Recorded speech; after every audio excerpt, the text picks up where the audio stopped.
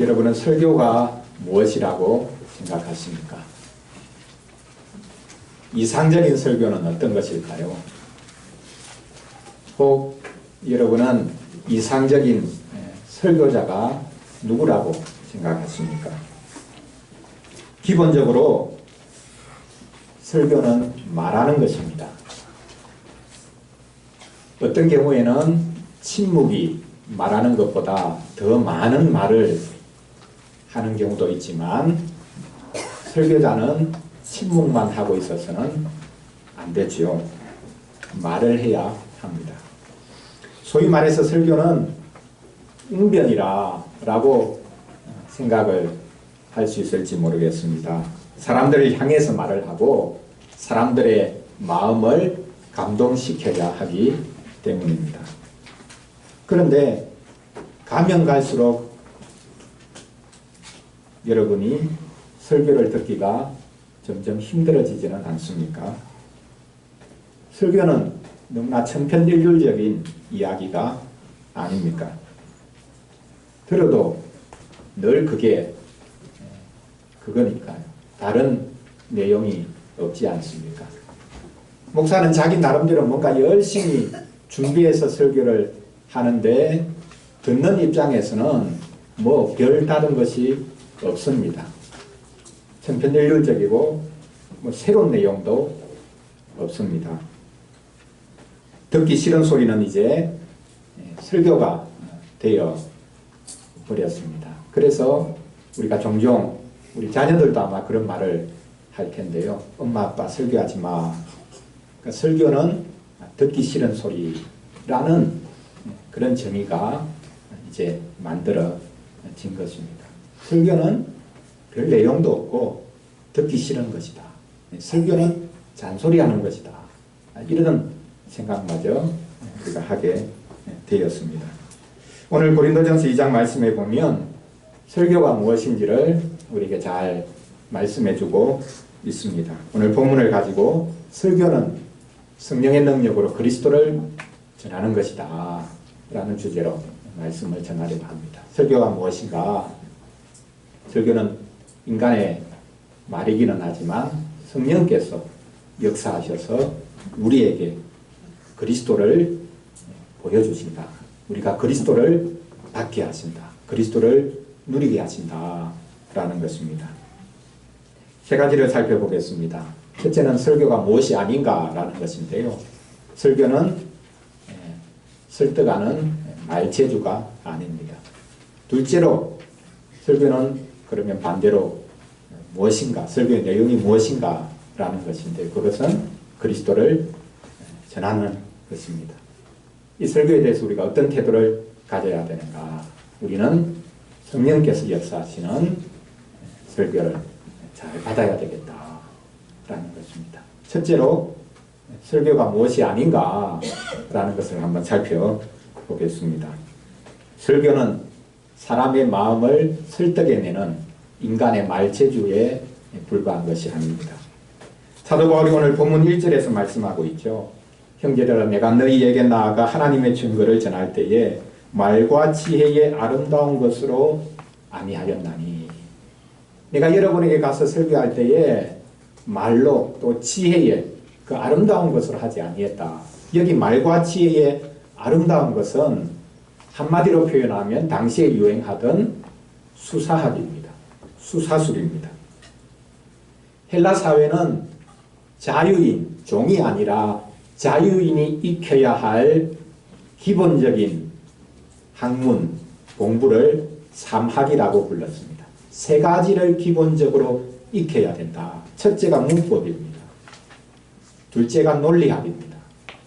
셋째가 수사학입니다.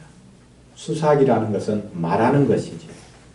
자, 문법을 익히고 그 다음에 논리학을 잘 익혀서 사람들에게 말을 제대로 할 수 있어야 사람들을 설득해낼 수 있다는 것이죠. 모든 공부, 모든 학문의 기초가 이 삼학이다. 문법, 수사학, 문법, 논리학, 수사학. 이것이 가장 기본이 되어 있고 이것이 되어야 다른 공부를, 다른 전공을 할 수 있다라고 생각을 했습니다. 바울은 유대인이고 바리새파에 속했지만 어릴 때부터 헬라 문화가 만연했던 다소라는 타르수스라는 도시에서 자랐기 때문에 그런 어릴 때부터 이 삼학 그리고 거기에 사학이 덧붙여지는데요. 이 헬라 문화, 헬라 학문에 익숙했을 것입니다. 수사술을 어떻게 사용해서 사람들의 마음을 설득할 수 있는가라는 것도 잘 배웠을 것입니다. 헬라 사회에서 소위 말하는 이 수사술, 웅변 문화가 발전한 이유가 있습니다. 과거 헬라 사회도 독재자가 다스리고 있었습니다. 참주라고 전문용어로 부르는데요. 이 참주가 다스릴 때는 아무도 말을 할 수가 없었습니다. 그런데 시민들의 힘으로 이 참주를 몰아내었습니다. 권력의 공백기가 생기죠. 이때 수사술을 잘하는, 말을 잘하는 사람이 등장해서 인기를 얻기 시작했던 것입니다. 권력의 공백 상태에 시민들을 모아놓고 연설을 잘하는 사람들, 그들이 서서히 지도력을 얻기 시작했던 것입니다. 화려한 말솜씨로 아테네 사람들의 마음을 단순에 사로잡는 이들이 생겨났습니다. 이렇게 어느 사회에서나 발언권을 가진 사람, 말을 잘하는 사람, 특히 민주주의 사회에서는 말을 잘하는 사람이 지도력의 자리에 가기가 쉽지요. 사람에게 영향력을 발휘하기가 쉬운 것이지요. 그래서 지금 사도 바울은 나는 말과 지혜의 아름다운 것으로 충분히 할 수도 있지만 그것을 하지 않겠다라고 작정했다고 말하고 있습니다. 자, 우리 친구들, 자, 이 수사술을 잘 구사해야 되는 사람이 사실 목사거든. 목사는 무엇보다 말을 해야 되는 사람이니까요. 그러면 우리 친구들에게 한번 물어보겠습니다. 여러분, 목사가 되려고 하는 사람들은 웅변 학원에 다녀야 된다. 자, 맞습니까? 틀렸습니까? 목사가 되려고 하는 사람은 신학교 가야 되죠. 그러나 신학교 다니면서도 그렇고 신학교 가기 전에도 웅변 학원에 다녀야 된다. 그래서 말 잘하는 기술을 익혀야 된다. 자, 맞는 말일까요? 틀린 말일까요? 네, 맞는 말일 수도 있죠. 기본적으로 말을 잘 하지 못하는, 조리 있게 말을 잘하지 못하는, 성경 말씀을 잘 풀어서 가르치지 못하면 사실 목사가 될 수가 없는 것이죠. 그러나 설교가 웅변술에 달린 것은 아닙니다. 사도가 4절에서 다시 한 번 더 반복하고 있죠. 나의 말과 전도함이 설득력 있는 지혜의 말로 하지 아니하고. 사도 바울은 웅변으로 사람의 마음을 설득해내려고 하지 않았습니다. 복음 설교는 사람들의 환심을 사기 위한 것이 목적이 되어서는 안 되기 때문입니다. 목사도 마찬가지겠죠. 목사는 자신의 말재주로 사람들의 환심을 사려고 하는 것이 아니라 복음의 말씀을 있는 그대로 선포해야 합니다. 차라리 어눌한 것이 낫습니다. 말을 잘하는 사람이 목사가 되어야 된다라고 생각하는 것은 착각입니다. 아, 저 사람은, 저 아이는 말을 잘하니까 목사 되면 좋겠다. 잘못된 생각입니다. 자신의 말재주를 의지하기 시작하면 목사는 하나님의 말씀을 전할 수가 없습니다. 자신의 말재주를 믿는 사람은 설교단이 아니라 방송국으로 가는 게 낫습니다. 배우나 또 탤런트가 되는 것이 훨씬 낫습니다. 말을 잘하는 것이 목사의 가장 기본적인 덕목이다. 최고의 덕목이다. 라고 생각하는 것은 오해입니다.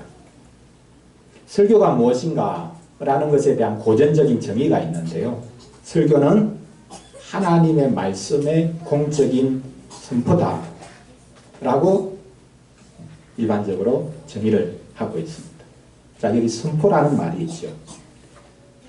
사도 바울은 지금 자기가 설교를 할 때에 사람들을 설득하려고 하지 않았다라고 말을 합니다. 여기 선포와 설득, 이 두 가지가 미묘한 차이가 있는 것을 우리가 생각해 볼 수 있습니다. 설득과 선포의 차이가 뭡니까? 설득은 사람들을 말 그대로 설득해내기 위해서 자기의 노력을 경주해서 사람의 마음을 얻으려고 막 노력하는 것이죠. 선포는요, 물론 노력이 들어가지 않는 것은 아니지만 있는 내용을 받은 것을 그대로 전하는 것입니다. 그런 의미에서 설득과 선포가 대립되거나 서로 이렇게 다투는 부분은 아니겠지만 분명히 차이가 있다고 말할 수 있는 것이죠. 자, 이렇게 비유를 해볼 수 있겠습니다. 설교자는 사람들을 설득해 내려고 애쓰기보다 먼저 하나님의 말씀을 있는 그대로 선포해야 된다. 이런 자리에 있는 사람을 우리가 세상적으로 만약 말을 해본다면 사신이라고 말을 할 수 있겠죠. 대사 말입니다. 한 나라가 다른 나라에 대사를 파송합니다. 자, 그러면 대사가 해야 되는 중요한 역할은 뭡니까? 전하는 것이지요. 그런데 자기가 받은 게 있는데 그 받은 것을 자기 생각으로 바꾸어 버리면 대사의 역할을 제대로 하는 것입니까? 아닙니다. 대사는 자기 생각을 전하면 안 됩니다. 자기가 파송받은 곳이 있고 파송한 사람이 있으니까 파송한 그 사람의 생각과 뜻, 그것을 있는 그대로 전해야 합니다. 자기 생각을 거기에 덧붙여서는 안 됩니다. 아, 이 내용은 좀 별로니까 내가 빼고 좋은 말을 내가 넣자. 그렇게 해서는 안 됩니다. 사실은 대사는 자기가 받은 것을 있는 그대로 정확하게 전달하기만 하면 되는 것이죠. 설득은 그 다음에 문제입니다. 내용을 정확하게 어떻게 전달할 수 있는가, 이것이 대사의 가장 중요한 역할이고 또한 설교자의 가장 중요한 역할일 것입니다. 그런 의미에서 설교자는 말하는 사람이기 이전에 먼저 듣는 사람이어야 합니다.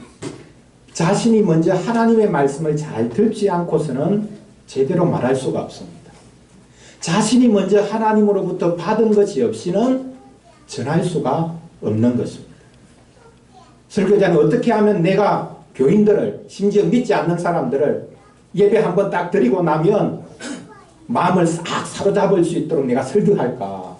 이게 목표가 되어서는 안 되고, 어떻게 하면 내가 하나님의 말씀을 가감없이 선포할 수 있을까?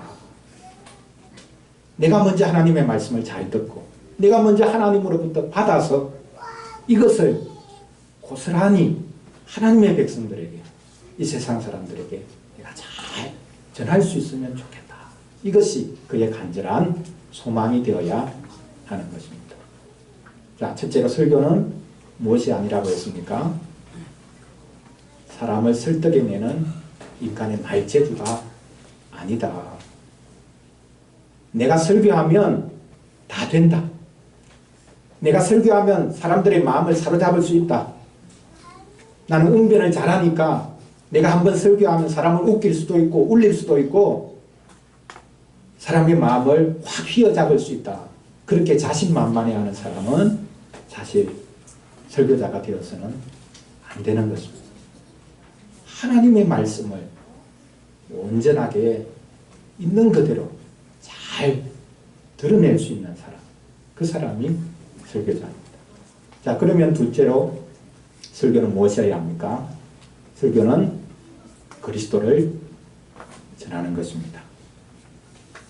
사도는 자신이 전한 것이 인간의 말이 아닌 하나님의 증거라고 말을 했습니다. 내가 너희에게 나아가서 하나님의 증거를 말할 때에 라고 말했습니다. 어떤 사본에서는 이 증거라는 말 대신에 비밀이라는 말을 씁니다. 바울은 자신이 하나님의 비밀을 전했다는 것입니다. 어떤 비밀을 말하는 것이겠습니까? 그는 처음에 교회를 핍박했죠. 그런데 부활하신 그리스도께서 그를 만나주셨습니다. 한순간에 그가 바뀝니다. 구약의 모든 말씀, 약속이 부활하신 이 그리스도를 통해서 이루어졌구나 라는 것을 비로소 깨닫게 됩니다. 그리고는 즉시로 복음을 설교하기 시작합니다. 더 미룰 이유가 없었기 때문입니다. 부활하신 그리스도를 만났기 때문에, 하나님의 비밀인 그리스도를 그가 비로소 만났기 때문에 그는 이제 바로 나가서 복음을 전하기 시작합니다. 다시 책을 싸들고 도서관으로 가서 공부를 한 게 아닙니다. 예수님에 대해서 내가 다시 한 번 더 공부해보자. 그게 아닙니다. 광야로 나가서 예수님에 대해서 내가 깊이 한번 묵상을 해보자. 그것도 아닙니다. 이제 더 이상 미룰 이유가 없는 것이죠. 그래서 그는 바로 나가서 복음을 전하기 시작합니다. 최소한의 3년 동안 다른 제자들은 예수님을 모시고 예수님 말씀을 듣고 기적 행하신 것을 보고 그렇게 다녔죠. 그런데 예수님께서 바울을 특별히 사용하시기 위해서 부활하신 그분이, 이미 하늘에 가 계셨던 그분이 바울에게 나타나셔서 자신을 만나 주셨습니다. 한 2, 3일 동안 그는 다른 사도들이 3년 이상 동안 배웠던 말씀, 그 모든 것들을 다 한순간에 받았던 것입니다. 그래서 그는 즉시로 나가서 설교하기 시작합니다. 하나님 안에 감추어져 있다가 때가 되어 드러난 하나님의 그 비밀, 그것이 무엇입니까? 그리스도죠. 그 그리스도를 그는 전하기 시작합니다. 바울은 자신이 무엇을 전했는지 단도직입적으로 2절에서 설명을 하고 있죠. 내가 너희 중에서 예수 그리스도와 그가 십자가에 못 박히신 것 외에는 아무것도 알지 아니하기로 작정하였습니다. 공부를 하면 할수록 단순해진다는 말이겠습니까? 그렇지 않습니다. 바울이 세상 학문을 이제 아예 무시하겠다라고 말하는 게 아닙니다. 예수님 믿기 시작하면 세상 공부 필요 없고 교회 와서 성경만 읽으면 된다. 그런 뜻이 아닙니다. 바울이 단단히 작정했다고 하는데 그것은 세상의 모든 지식, 지혜의 그 부유함이 그리스도를 통해서 이루어진다라는 것을 그가 알았기 때문입니다. 그래서 자신은 이제 오직 그리스도를 전하겠다. 좁혀 말하자면 그리스도의 십자가를 전하겠다고 다짐했습니다. 바울이 이미 말했죠. 유대인이나 헬라인에게 십자가는 무엇입니까? 십자가는 걸림돌입니다. 십자가는 미련한 것입니다. 어리석은 것입니다. 잘 알았습니다. 왜? 자신도 십자가 때문에 예수님 믿는 사람들을 핍박하고 다녔거든요. 어떻게 십자가에 죽은 예수를 하나님이라고 그분을 섬겨야 된다고 말하냐. 저 기독교인들 정말 무식한 놈들, 어리석은 놈들, 하나님 이름을 회방하는 사람들, 저들을 내가 다스려야 되겠다. 그런데 부활하신 예수님을 만나고 난 다음에 십자가가, 걸림돌이었던 십자가가, 미련하게 보였던 그 십자가가 하나님의 구원의 능력이구나, 하나님의 놀라운 지혜구나 라는 것을 알게 됐습니다. 그래서 그는 나는 십자가만 이제부터 전하겠다 라고 말하고 있는 것입니다. 바울은 미련하게 보이는 십자가, 무능하게 보이는 십자가만 전했습니다. 바울은 복음을 바꾸려고 하지 않았습니다. 복음의 내용은 바뀔 수가 없는 것이기 때문입니다. 근데 요즘은 어떨까요? 설교자가 복음의 내용을 바꾸려고 하지 않습니까? 사람들의 마음을 얻기 위해서 복음의 내용마저도 바꾸려고 하지 않는가. 우리가 생각해 볼 필요가 있습니다. 십자가의 복음을 전해야 되는데 영광의 복음을 전하고 있는 것이 아닌가. 예수님 믿으면 잘 된다. 예수님 믿으면 무조건 성공하게 되어 있다. 그것이 십자가를 전하는 것입니까? 그렇지 않습니다. 바울은 오직 십자가를 전했습니다. 자, 바울이 십자가만 전하겠다라고 했다면 그러면 바울은 부활은 전하지 않았습니까? 부활도 전했지요. 고린도에 오기 전에 복음을 전했던 곳이 어디입니까? 아테네죠. 아테네에서 그가 전했던 것 있습니다. 그게 예수 그리스도의 부활을 전했습니다. 자, 부활을 전하면 사람들이 야, 부활은 대단한 능력이 나타난 거라고 생각하니까 사람들이 좋아했을까요? 부활을 전하는 것도 사실 헬라 사람들에게는 걸림돌이었습니다. 그래서 사도행전에 보면 아테네 사람들이 바울이 예수님의 부활을 전하는 것을 보고 많은 사람들이 그를 비방했다라고 말하고 있습니다. 여러분, 십자가만이 걸림돌이 아닙니다. 헬라 사람들에게는 부활도 웃기는 소리였죠. 왜냐하면 헬라 사람들은 영육 이원론에 사로잡혀 있었기 때문에 몸은 죄악된 것이고 사람의 영혼이 귀한 것이다. 그래서 사람의 죽음이 오히려 기다려지는 시간이라고 그들은 생각했습니다. 왜? 우리의 몸이 죽고 없어지고 사라지고 우리의 몸속에 갇혀있던 영혼이 그때 비로소 해방을 얻어서 영혼이 살게 되기 때문에 죽는 순간이 영혼이 해방되는 시간이다. 그리고 몸이 완전히 썩어 없어지는 시간이다. 라고 생각했습니다. 그런데 바울은 부활을 전했습니다. 예수님이 부활하셨다. 그분의 몸이 부활하셨다. 그러니까 아테네 사람들이 웃긴다고 생각한 겁니다.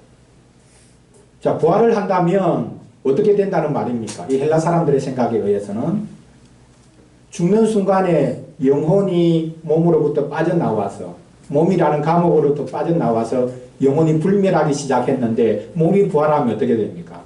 영혼이 다시 그 몸으로 들어가서 감옥 안에서 생활해야 된다는 말입니까? 그러니까 말이 안 된다고 본 거죠. 부활도 걸림돌이었습니다. 부활은 단지 능력을 나타내는 것이 아니라 헬라 사람들에게서는 부활조차도 웃기는 소리라고 생각했습니다. 그러나 바울은 그리스도를 전했고 그리스도의 십자가를 전했고 또한 그리스도의 부활도 전했습니다. 하나님께서는 우리의 몸도 새롭게 해주신다. 우리의 몸이 썩어 없어지는 것이 아니라 죄악된 몸이 사라져야 되는 것이 아니라 하나님께서는 그리스도를 통해 우리의 몸도 새롭게 해주신다. 이 복음을 그는 전했던 것입니다. 둘째로 설교가 무엇인가? 설교는 그리스도를 전하는 것이다. 그분의 십자가와 그분의 부활을 전하는 것이다. 라고 말씀드렸습니다. 자, 마지막 세 번째로 그럼 이 설교에 대해서 우리는 어떤 태도를 취해야 하겠습니까?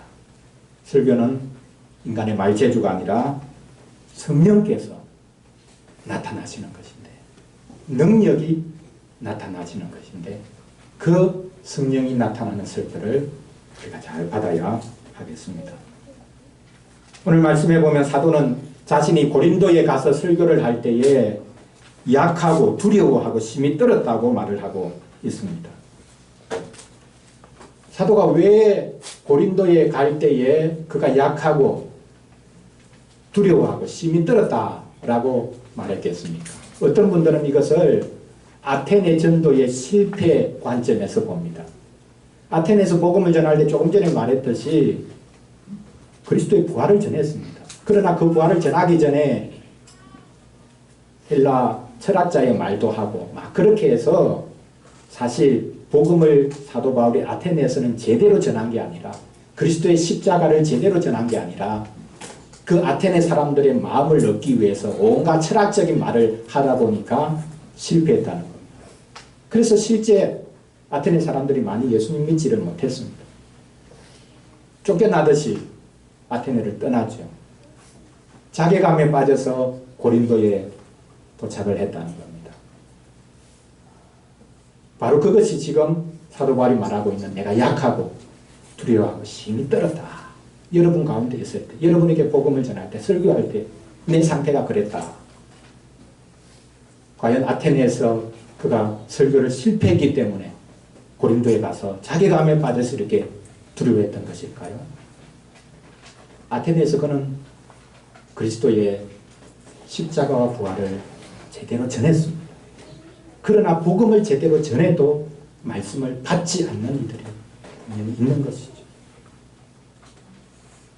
어떤 상황이었든지 고린도에 갔을 때에 그는 심히 약한 상황에 있었습니다. 이때 하나님께서 꿈에 나타나셔서 말씀을 하십니다. 사도행전 18장 9절 10절에 기록되어 있는데요. 밤에 주께서 환상 가운데 바울에게 말씀하시되 두려워하지 말며 침묵하지 말고 말하라.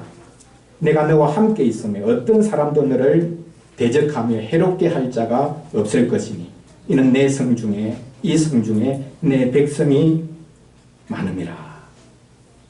하나님께서 격려해 주고 계십니다. 어떻게 하라는 겁니까? 선포하라는 겁니다. 사람들의 반응에 개의치 말고 하나님의 말씀을 있는 그대로 선포만 하라는 것입니다. 그러면 하나님께서 일하시겠다. 대적들의 입도 그들의 행위도 막아주시겠다라고 말씀하고 있습니다. 담대하게 말하기만 하면 하나님께서 책임져 주겠다고 말씀하고 있습니다. 마지막으로 하나님께서 말씀하신 게 있죠. 이 성 중에 나의 백성이 많다. 그러면 사도 바울은 어떤 태도로 설교하면 되겠습니까? 사람들을 가릴 필요가 없는 겁니다. 저 사람은 하나님이 택하신 자일까 아닐까? 택하신 자라면 믿게 될 테고 택하지 않은 자라면 내가 아무리 전해도 안 믿을 텐데 어떻게 하지? 이런 생각을 할 필요가 없는 것입니다. 바울은 하나님의 말씀을 있는 그대로 전하기만 하면 하나님께서 택한 백성을 그 말씀을 통해서 회개하고 나아오게 만드실 것이니 바울은 아무 걱정을 할 필요가 없는 것이죠. 내가 어떻게 말할까? 어떻게 사람들을 설득할까? 어떻게 사람들의 마음을 휘어잡을 수 있을까? 그런 생각을 할 필요가 없다는 것입니다. 자기 설교가 사람을 택한 자로 만드는 게 아닙니다. 하나님이 이미 택해 놓으신 자, 약한 사람, 어떻게 보면 말재주가 능하지 못한 그 사람의 설교자의 설교를 통해서 하나님이 구원하시는 것이기 때문에 사실 설교는 무력한 것이면서 동시에 하나님의 구원을 이루는 유일한 길이 되는 것입니다. 사도 바울이 이미 말을 했습니다. 오늘 본문 앞에서 말을 했죠. 하나님의 지혜에 있어서는 이 세상이 자기 지혜로 하나님을 알지 못하므로 하나님께서 전도에 미련한 것으로 믿는 자들을 구원하기를 기뻐하셨도다. 여기 전도에 미련한 것. 이걸 오늘 본문의 내용으로 바꾸면 설교에 미련한 것입니다. 설교는 미련한 짓이죠. 오늘처럼 30분 동안 사람을 앉혀놓고 목사 한 사람이 떠드는 이런 일이 이 세상 어디에 있습니까? 동영상이 유행하고 요즘 강의도 3분, 5분으로 딱 줄여서 말을 하고 끝내는데 설교는 우리 시대 흐름에 비추어 보면 시대를 역행하는 것입니다.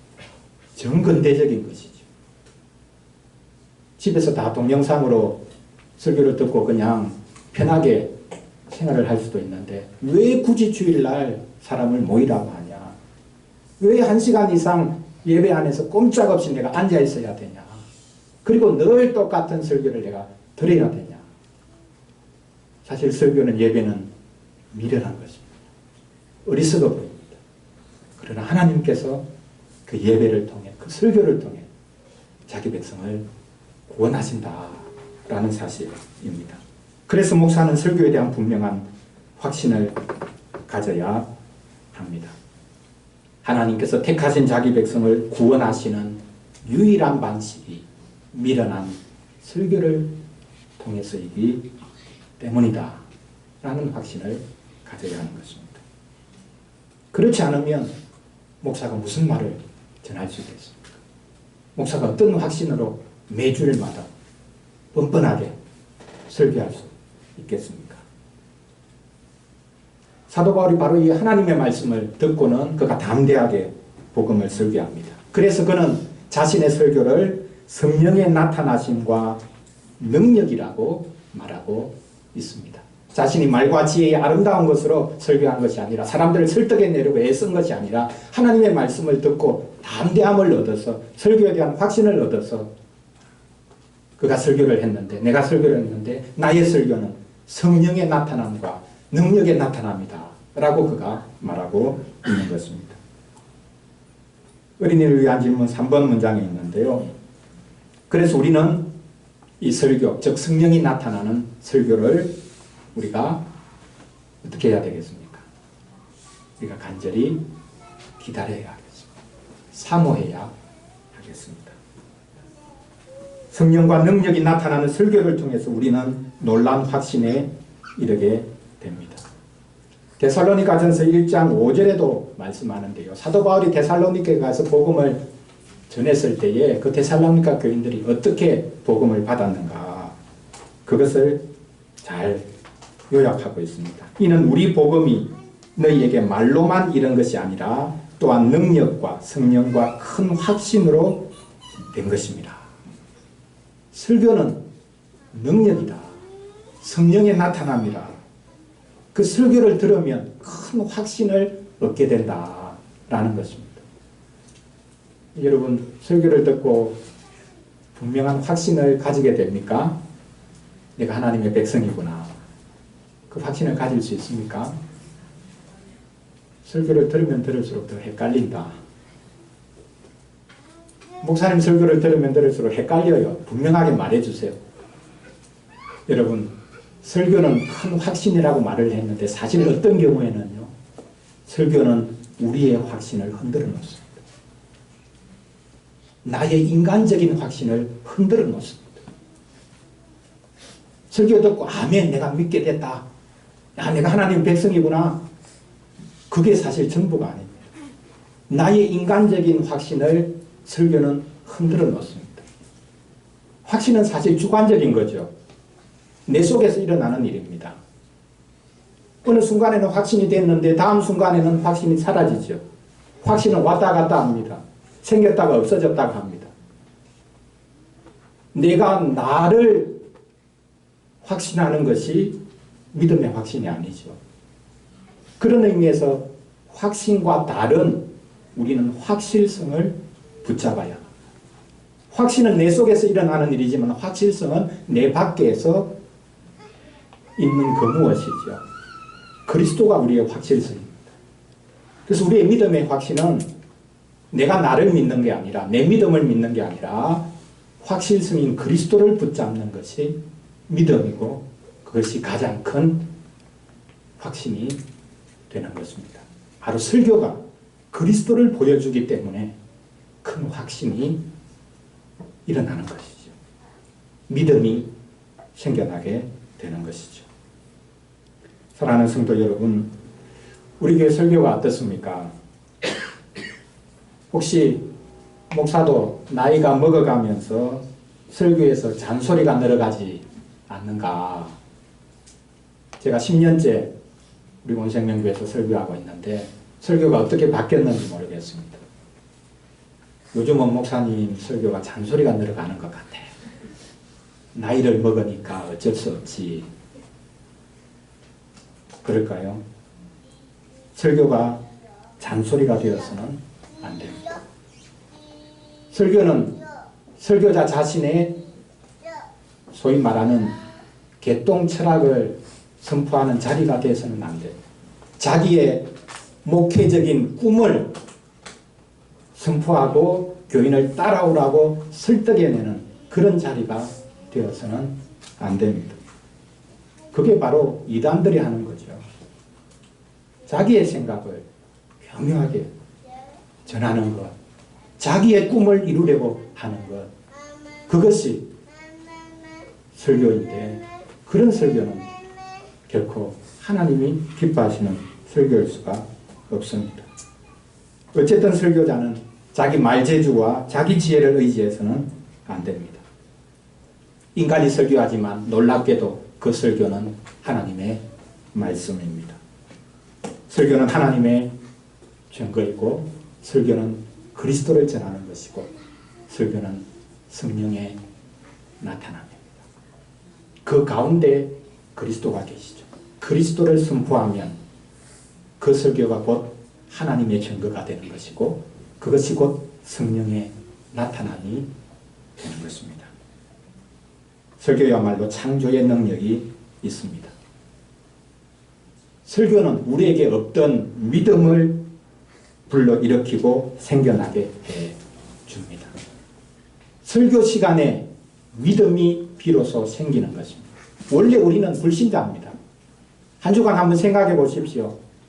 기독교인이라는 이름은 달고 있지만 우리는 어떻게 보면 늘 불신자처럼 살아갑니다. 근데 주일에 예배에 와서 설교를 들을 때 비로소 우리가 신자가 되는 겁니다. 설교는 계속해서 우리를 신자로 만들어가는 자리인 것입니다. 그래서 마지막 절에서 사도 바울이 말하죠. 너희 믿음이 사람의 지혜에 있지 아니하고 다만 하나님의 능력에 있게 하려 하였노라. 이런 능력 있는 설교, 그리스도가 전해지는 설교, 하나님이 우리에게 분명하게 증거해 주시는 그 설교가 계속 될 수 있기를, 이런 복을 우리 교회가 누릴 수 있기를 간절히 바랍니다. 기도하겠습니다.